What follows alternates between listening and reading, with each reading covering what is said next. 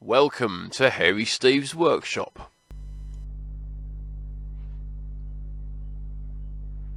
Hello, it's Hairy Steve back in the workshop, and this evening I'm going to be putting the lower track assembly together for the ET35. Now, I put the main chassis together a little while ago, bolted it all together so I could paint it in one piece, and I've jammed a load of these little cocktail sticks into all the threaded holes to stop the paint from getting into the holes. So I'm going to take all of them out. I'm going to bolt all of the road wheels on, put the idlers in. I'm going to put the tracks on it temporarily just to get the spring tension set right on the idlers, but I was planning to get them in primer today, but the weather's had other ideas. So it's typical June weather in the UK, cold and wet. But anyway, I've got a second camera up here, my old GoPro 3. It can only record in 2.7K, but that should be fine. So I'm going to have that recording what I'm doing here, so you can actually see what I'm doing, rather than just sort of looking at me going blah blah blah, screwdrivers, etc. So yeah, let's get on with it. Okay, first thing to do is get rid of all these cocktail sticks. This could take a while, so I might speed this bit up a wee bit.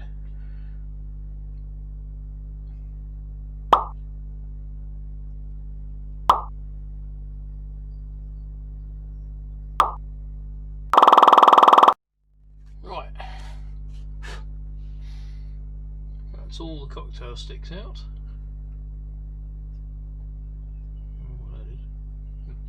Right, okay, onto the road wheels. So they're all over in the corner. Let's go and get them.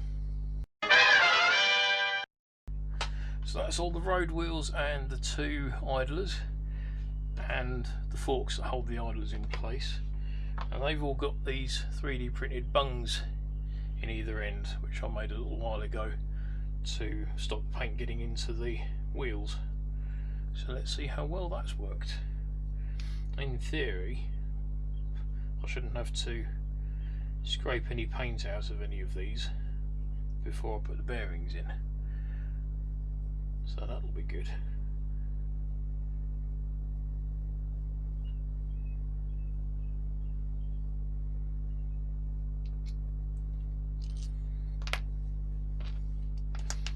There.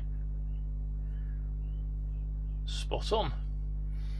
Excellent, that's good. And each one of these uses one of these, two of these 12x6 bearings, one in each side, and they're a nice fit. Right, let's get the rest of these plugs out. Okay, that's the two idlers done. Yeah, I assembled these with the shafts and everything, and then just masked off where I didn't want the paint to go, obviously, because that's what masking is all about last time I checked. So let's get the masking tape off. And I put a bit of blue tack in the ends there to stop paint getting into the ends of the grub screws that holds the shaft in, which is a 1.5.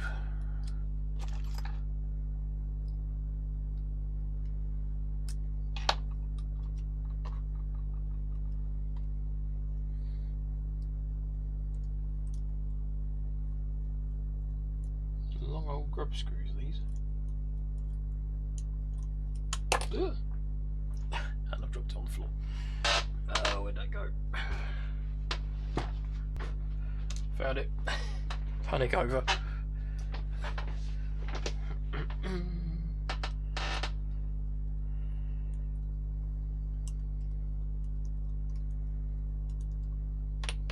Right, so slide that out of the way. Bung the road wheel, the idler wheel in.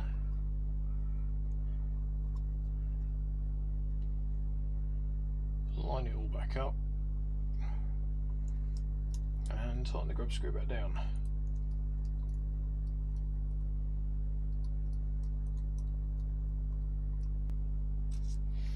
Right, that's the second one of those. now all these road wheels to do.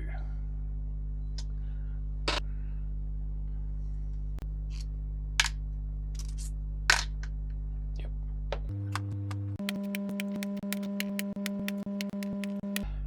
Right, done. Quick slurp of tea, I think.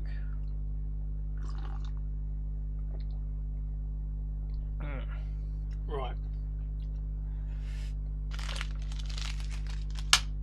I've got all the bearings here. Just need to find the shafts now. Ah, there they are. Those are the shafts that the wheels sit on, and those are the bearings that go in them.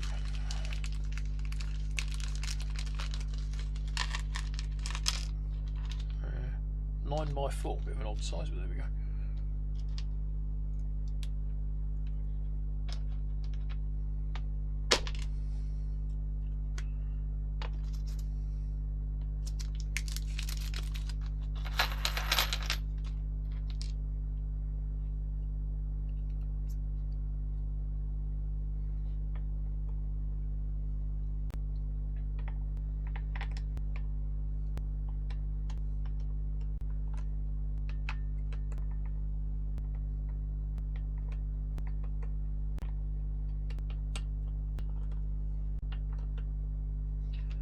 Okay, well, I've got a spare bearing. Either that or one of my road rollers is going to be going as it rolls along because it's missing one. Okay, so we've got all the road rollers in place, not attached to anything yet. They're all just sitting in there in a minute. But I've just remembered I need to take a couple of them off because I need to fit these, and this one, the second one, is in the way of where the spring and the adjuster nut go. So I suppose it's time I stopped ad-libbing things and actually read the instructions. Right, where are we? Idler, yep, there it is. Yes. Supposed to be the first thing you fit, pretty much. Never mind. Right, so I need an M6 nut and a big ass spring. Well, I've got the big ass spring, so I just need an M6 nut now. 2 big ass nuts. M6 to be precise.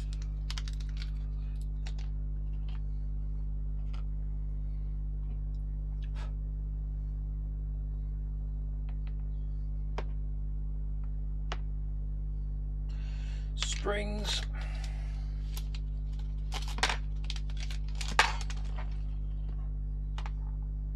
Okay, spring, slide, nut.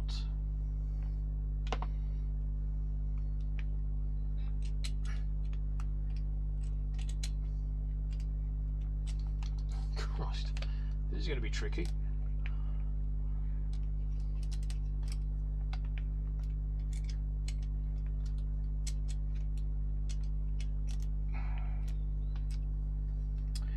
Back in a minute. 3 hours later. Well, that was a bit longer than a minute, but at least I found a spanner, and it's one of these ring spanners, which is useful. Let's see which way it's going. That way around. I need to go that way around. Right.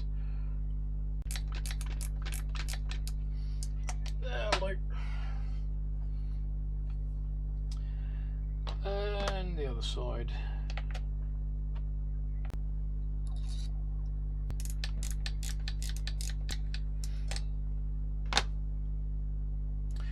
They're in. More tea.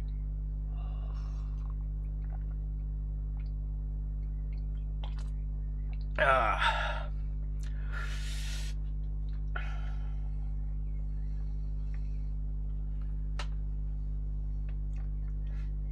Can't beat a nice cup of tea. Actually, I'm sure there are lots of things that you can technically beat a nice cup of tea with, but there we are. Right, okay, now we've got all these little clamp things to attach. All 32 of them, and all 64 M1 1.6 bolts that hold them down. This is going to be a bit tedious, this bit. Let's get on with it. Get on with it. It ain't going to build itself. M1.6 by 6.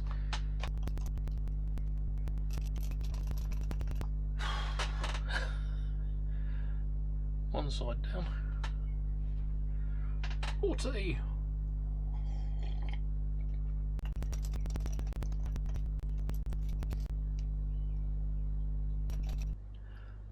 They're done. They're all on. And I finally figured out that I'd left the camera on charge while I was recording, so apologies for all the buzzing noise on most of this footage so far. 40. Right. Right, tracks. So I was hoping to get these in primer today, but the weather was having other ideas. So let's get these on and see if the tension needs adjusting. Yes, the tension definitely needs adjusting. I should still be able to get to the nut. No, I can't. Great. 5 minutes later.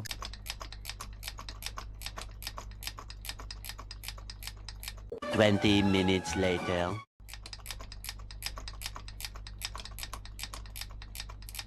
1 hour later. Let's try that.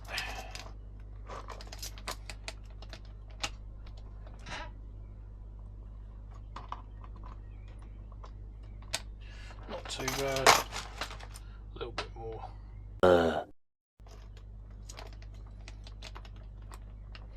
That's better.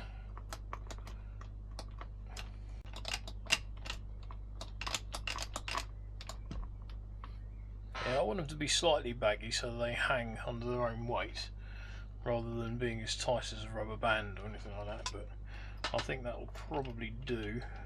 These little bolts, I think they're shock bolts out of a Tamiya 14 scale truck, the screws that go through the shock absorber, but they were a bit of a lucky find because, like an idiot, I've lost the original pins that hold the two ends of the track together, and I was rummaging through my spares box and I came across them and I thought they'll be easier than trying to unclip an E-ring to take the tracks off in the first place, so I might as well go with them instead. I found two of these very low profile M3 lock nuts. That'll do for the moment. Right. T'other side.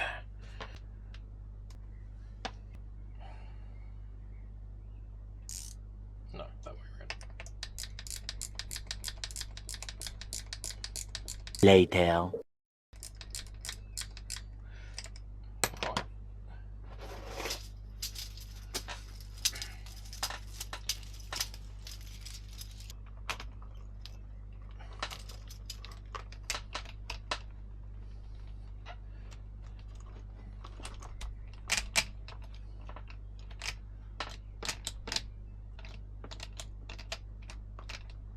Get a little bit more.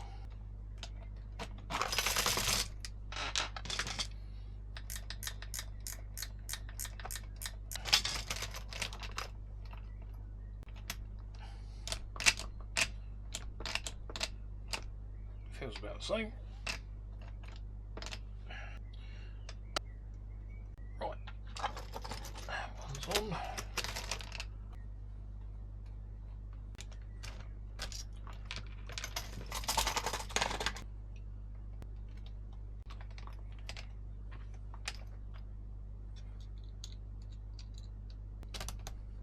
There, right.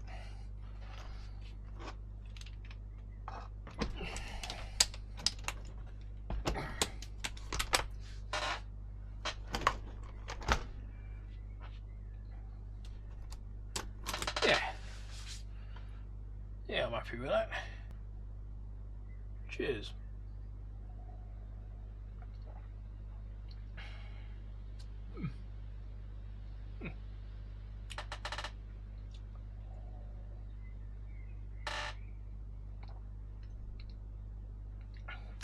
That was borderline only just drinkable. These things, which some sort of frame thingy which goes down each side.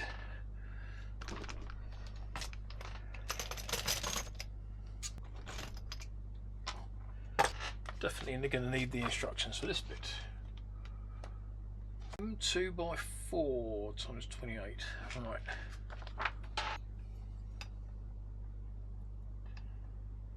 Yay! Oh crap! Saves them going absolutely everywhere.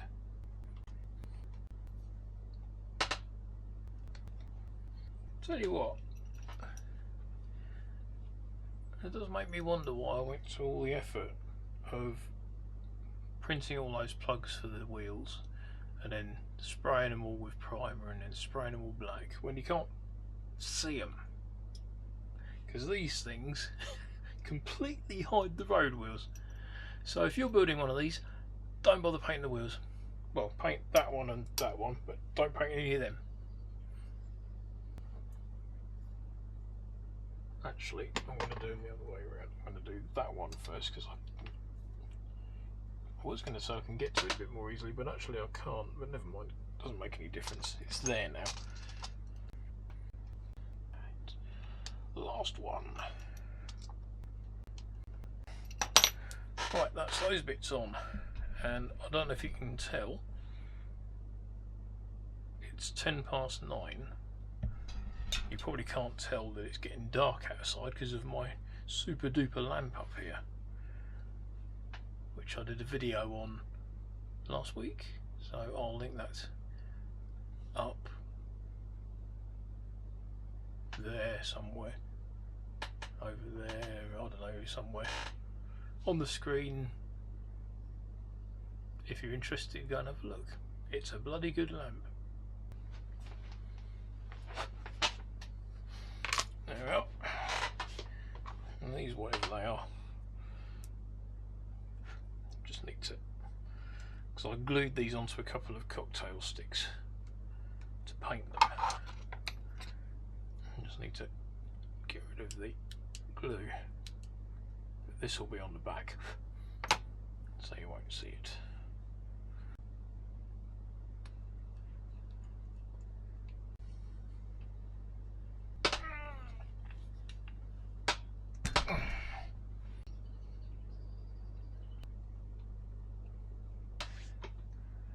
Now, next thing to do is probably the dozer blade.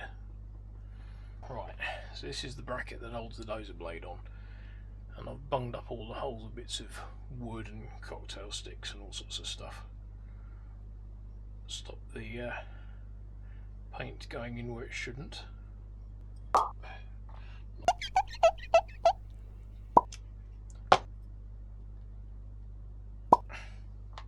God, this one's putting up a fight. Right, I need to put the dozer blade and all the hydraulics on it before I can fit it to the chassis. So let's move this out of the way for the minute and I'll get the dozer blade. Here we are. So we've got the dozer blade itself, which I've left the front edge just in plain metal because I want to try weathering it up so it looks all rusty and everything. And most pictures I've seen of dozer blades, the sides are in fairly good condition and the back's in usually fairly good condition. It's the front that takes the hammering with a bit of wear along the sides here. So if I leave that just in bare metal and then paint it up to look rusty, as I use it, it will wear back through to the bare metal without wearing through a layer of black paint first, which would just look a bit bizarre. But there we are. That's my logic behind that. And then we've got the two little hydraulic rams. Aren't they cute? Little tiny hydraulic rams. And then that is the pipe manifold thingy. That that goes underneath the turntable somewhere, as does that. That actually holds the hydraulic slip ring in place, stops it rotating with the rest of the turntable, so that's quite an important bit. And I need some pins, which are over here somewhere. Instruction time. Now, this is the bit that really threw me, because the instructions for this are right at the back, and it shows that you have to disassemble part of it to get it to fit, which confused me, because I thought, well, if it's in the kit, surely you install it from the word go, like I'm doing, rather than building the entire machine and then having to turn it up on its side and unbolt a load of parts. I mean, look, it's implying that you build the entire thing, turn it up on its side, and then build it and then install it afterwards, which makes no sense at all. But I need to make some pipes. 200mm, really? Okay. Where's my pipe cutter gone? Oh no, not again. Ah.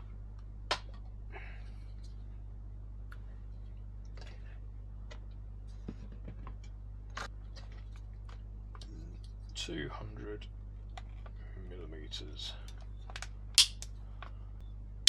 Now what I might have to do with all this hydraulic line is get an old 3D printer filament spool and wind it up on that, and that might at least keep it in some semblance of normality rather than just a big coily boingy mess. That's the technical description.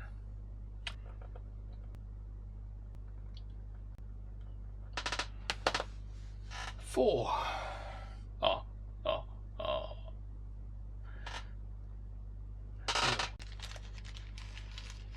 So you need 4 of these. These little knurled brass things. So much better than the epoxy springs that they used to give you to hold the ends of the pipes in place. And just got to screw them all on. Yay! Well, they're on. So, G5. G5, there they are.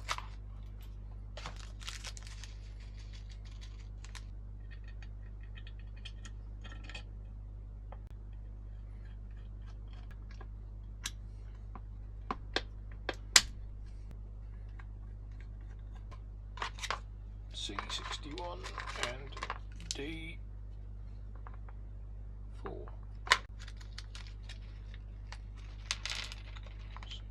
Four.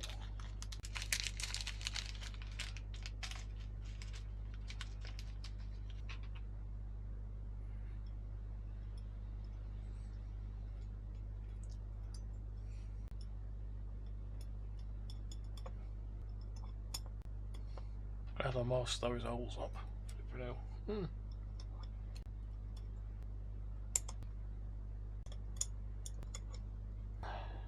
Now I've got to try and get them in there without knocking the bushings out. G7 times 4.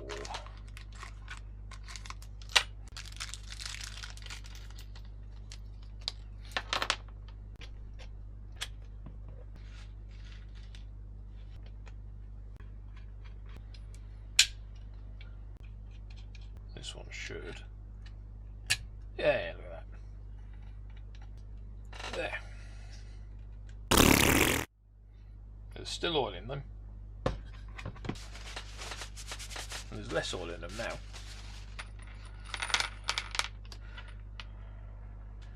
8 of them holding it on. Ain't going to go anywhere.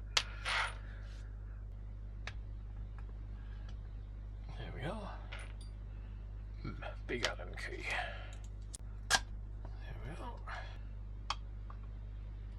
There'll be a lot of editing on this video because it's, well, the GoPro's been recording for over 2 hours.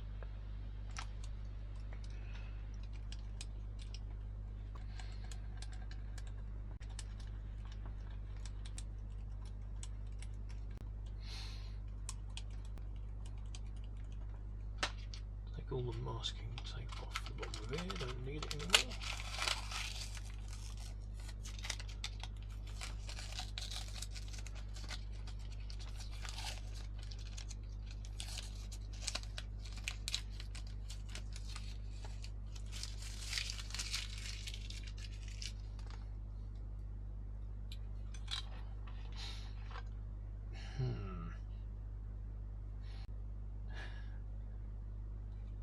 I need about that much pipe on each one, not all that.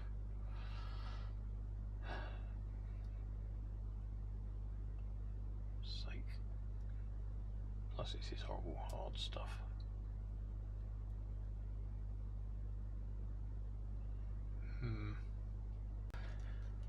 Softer stuff. Look, it's flexible. Oh, what do I do?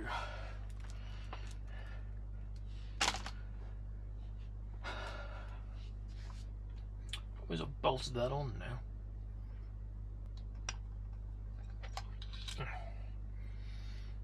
Right. A decision has been made.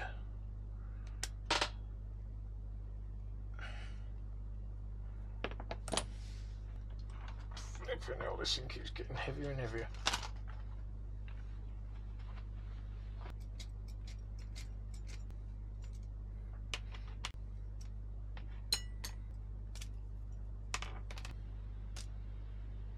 I'm not going to go 200mm this time, because I end up cutting most of it off. I'm going to go for about 150.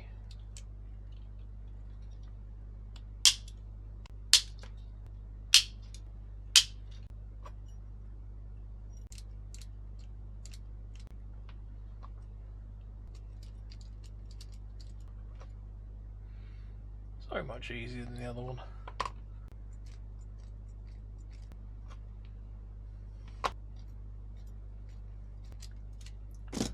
Right, look at that. Actually flexible.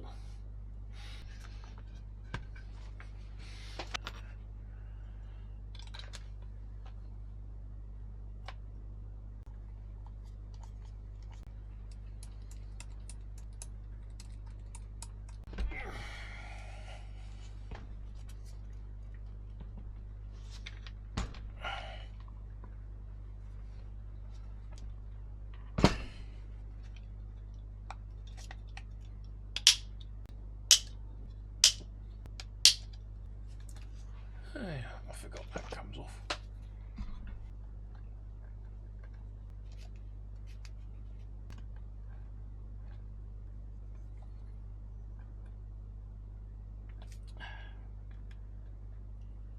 Two down.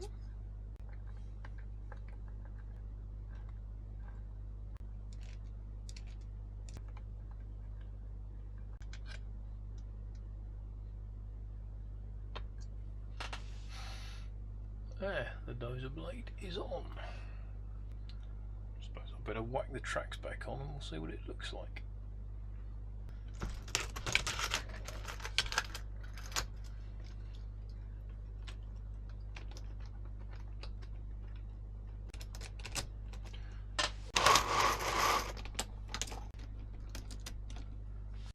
There. That looks pretty good. I think it does anyway. Looks like, well, at the moment, it looks like sort of a cross between a bulldozer and something out of Robot Wars. But yes, it's certainly starting to get there. Finally, says half the people watching, taking you bloody long enough. I know, but you know, I have to fit this in the evenings and weekends and stuff like that, so can't spend all day on it, unfortunately. Apart from today, I've spent pretty much all day on it today. But yes, making progress, which is good. So the next thing we need to do is sort the cables out underneath, because the cables that connect to the track drive motors are about, well, I don't know, they're at least 200-300mm too long, so they need shortening right down, and then the slip ring needs refitting, put it all back together underneath, and then I can put the turntable on. I'll have to pull the tracks back off at some stage to paint and weather them, but that'll probably be a job for the weekend. So for the moment, that'll do me. Yeah, so I've made quite a bit of progress today, so that's good. So yes, I'm going to call it a night because it is, what, 20 to 11 now, and I've probably spent about 7, well, probably more than that on it actually. About 9-10 hours on this thing today so far. So I've had a good day on it, I think. So I'm not going to push me luck. I'm starting to get a bit tired and I don't want to make a mistake and do something stupid and break it. So I'm going to call it a night. And I shall see you in the next video. Bye for now. Thank you for watching my video. If you like what I do here, please subscribe to my channel. There are also some more videos for you to watch on screen, and I'll see you in the next video. Bye for now.